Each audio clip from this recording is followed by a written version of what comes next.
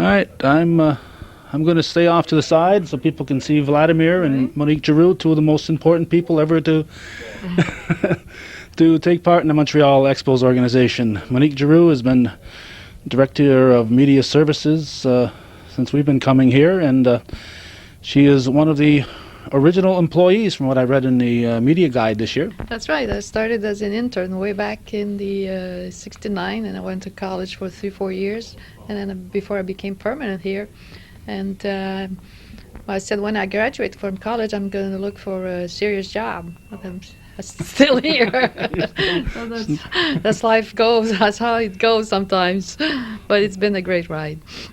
So this has been the only full-time job you've had then? That's right, yeah.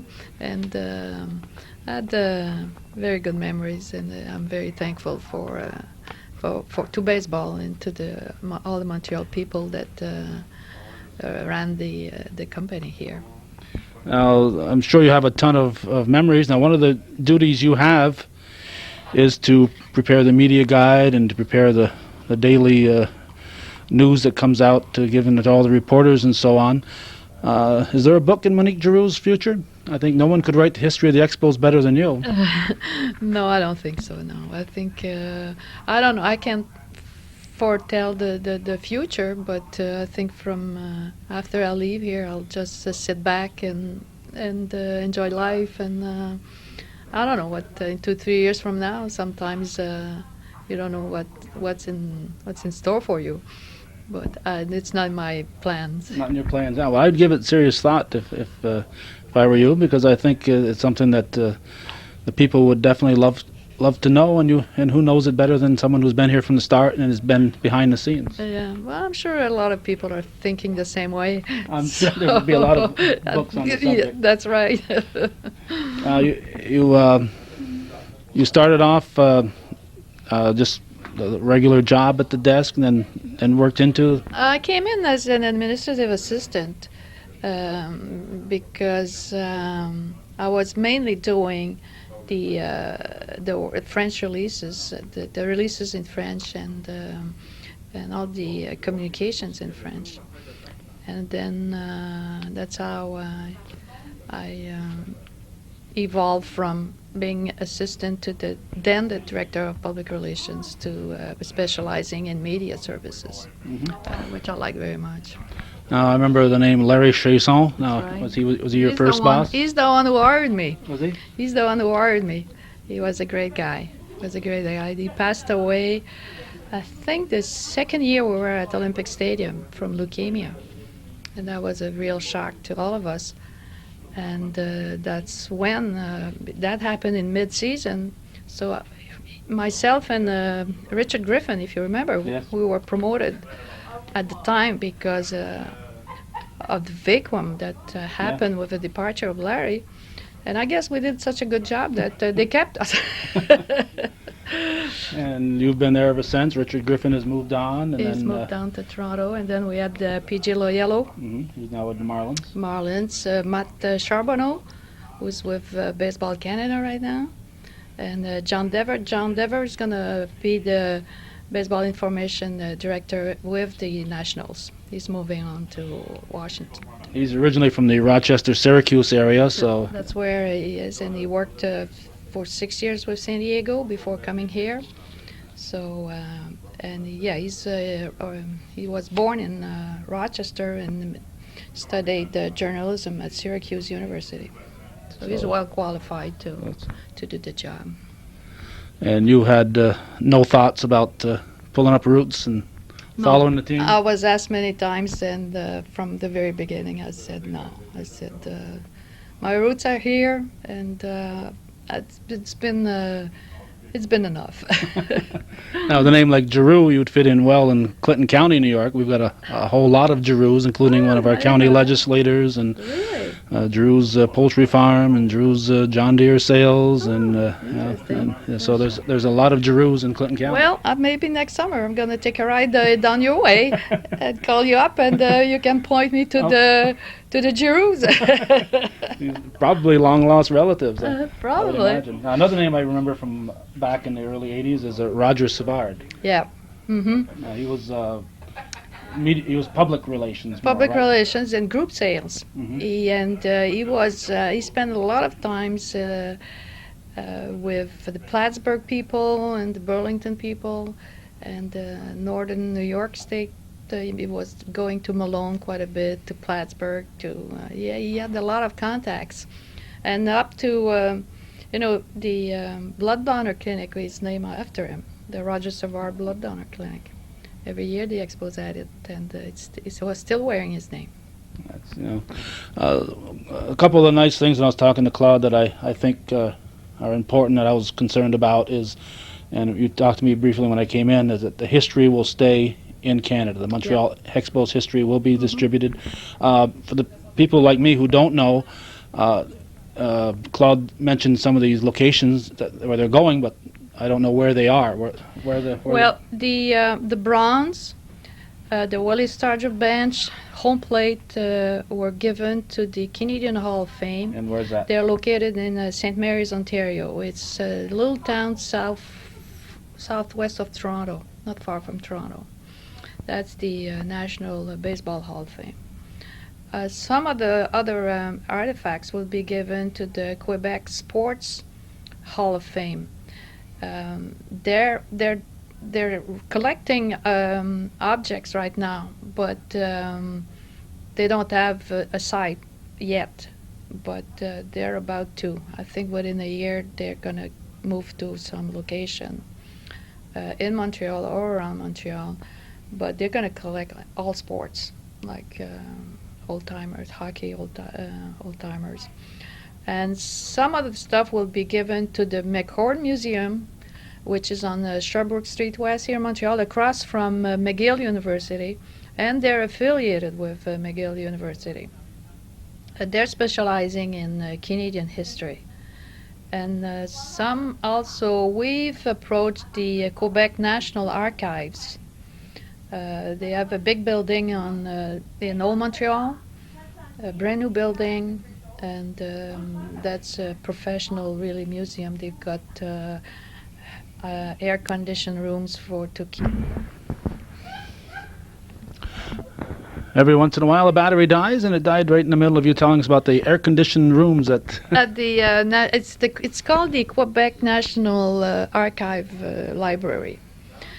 Most of the game notes and the press clippings will go there, and they're thinking long term. They're thinking for, like, in 2-3 generations, where researchers would want to know about the Expos. Then they are gonna have. So the day-to-day notes that you printed up. Yeah, will go there. This has been saved every year. We put that in our dungeon here. Oh, yeah. So it's quite an extensive collection. I'm sure that they'll sort that through and keep what's important, and then people will, in 30, 40 years from now. They can refer to it, sure. Yeah, they can go and consult that. Now, of course, that brings up one thing that's very important, is that the people in the Montreal Expos office here had to work twice as hard as everybody else because everything was written in 2 languages. That's correct. Yeah, we have a way of doing it because most everybody here is bilingual. Mm-hmm. So we can switch from one language to the other, and without many major effort. But it's still extra yeah, effort, but all that it's still typing double printing Yeah, and right. double typing. Yeah. Yes. Now, there must be a million memories that you have, but anything, 1 or 2 that stick out, or I'm sure you've been asked that 100 times. But Oh yeah, it's every year brings when you go back. But I think '94 was very special. oh, I can imagine. With the team being way ahead of the Braves, with great crowds, and getting ready for playoffs. Because we in August we started planning on playoffs, and all of a sudden everything stopped. And that was a big, but that team was just outstanding. Yes, and That was an awesome team. Yeah. And we all know that they weren't able to afford to keep them. And I was telling Claude, it's unfortunate that it's happening right now, but the dollar It's changing where it's going back closer to the American dollar, so Exactly. that would have helped with the salary Oh yeah, problem. oh yeah. Because in those days, I think the dollar went down to $62, $63. That was a huge burden on Canadian teams. Yeah, you can't pay them in Canadian dollars. They want to make No. American dollars. But also, the economy in Montreal is very good right now. So, timing sometimes is everything. But the key was evidently having a new stadium, and that didn't Yeah. happen. So, the Expos' fate was pretty doomed. I think when that option was passed over, that I think that kind of was the thing that indicated it was it, in my mind. Not having a new stadium. Yeah, when the option was let go, that the site, they didn't keep that option open for that site. I think that was kind of throwing Yeah, in the I towel think at that yeah, point. I think it was written on the wall that it was it was the beginning of the end. Yeah, and then unfortunately, it's 96 is I was looking on your wall outside as recently as 1996.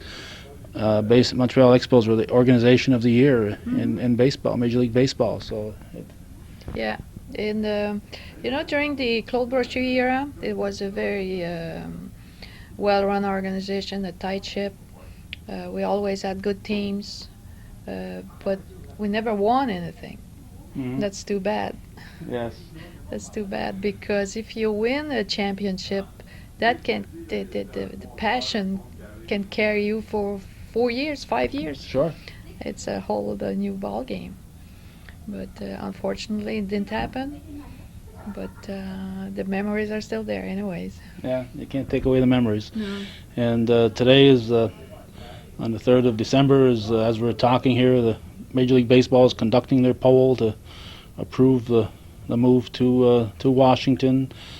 But I don't foresee anything that could happen that would prevent that team from being in Washington next No, year. it's a done deal. It's a done it's deal. done. Yeah. Let's not fool ourselves. It's a done deal. Yeah, And we're dismantling here. yeah, everything is. And you have 12 days. No, it's 18th you're done, or the 15th? 15th you're done. Yeah. The Mm-hmm. boutique staying open to the 18th if there's That's still right. Mhm. material there, and Yeah. you're done in the. Yeah. And probably when spring training comes along, you'll really miss it. Oh, I don't know. I'm a skier, so I like winter sports. I like the outdoors. So I'll move on to other things. Yeah. All right. Just one other thing. I would sometimes call you at 9 o'clock in the morning, and you'd or email, and you'd respond right away, and you'd be here till 11, 12 o'clock at night. What was your work day when the team was at home? When the team was at home, yeah, we were working from 9:30 until after the game, which is about 10:30. But when the team was on the road, I would take some time off. I was Charge your battery, so to speak. charge my battery and take some time back too. But yeah, when we had the homestand here, we had long days. But that's part of the job. You know. It wasn't all glamour, was it? No, no, but when working for a baseball team, it's just like working in entertainment.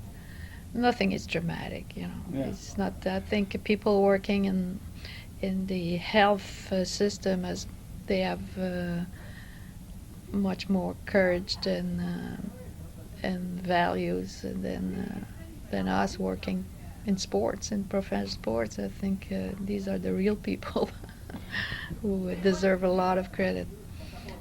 Here, you lose a ball game, but that's not the end of the world. Right, it's not somebody dying or becoming It's sick or whatever, right? yeah, it's so that's why I'm saying it's been fun. It's we were a great gang here, and we will continue to meet our fellow employees and.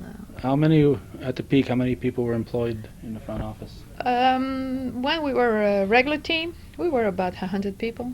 That's quite a few. That's a lot of yeah, jobs. it's a It's a big lot of jobs. yeah. That doesn't count all the part-time All the people and part-time, everything else, so it's you're hard to- talking about 400 or 500 people working Wow. for game services. It's a lot of it's a lot of loss even in a city this size. It's still a lot of people that have to go Yeah, out we're and gonna find. feel it next summer. Yeah. We're gonna feel it next summer. but that's one era that's over, and Move on. I move know on. in my hometown, Harris Graphics Corporation closed, and 500-600 people were out of jobs. And about 10 years ago, the Plattsburgh Air Force Base closed, and it's an evolution. Things happen, and you can't turn back the clock. No, You just got to no. move on. Yeah, and also, the people that have talented people have resources and imagination, and sometimes they move on to better things. Okay. Well, I All think right. we'll leave it at that. Very reluctant, I have to say. Monique Giroux agreed to chat with us, but I wanted to get her on tape and thank her for her many years of helping us out here at Hometown Cable. Thanks, Monique. Thank you, and thank you to all the people in the Plattsburgh area. You've been very supportive. Thank you very much. Thanks, Monique.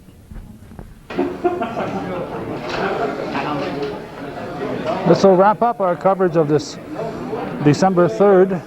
As we get in focus here, we see Claude Delorme talking with Stephanie Miles from the Montreal Gazette, and Mr. Brousseau here guarding the door, letting people in and out. Long line still to come in. They let them in increments, and that's how the crowd control has been handled today. We certainly want to thank, once again, the Expos for their hospitality over the years, for allowing us to bring Major League coverage to our local area. And we hope you've appreciated our modest efforts over the past several years. So I would suggest, if you want a piece of Expos paraphernalia, those of you watching it on Channel 24, to hurry down here.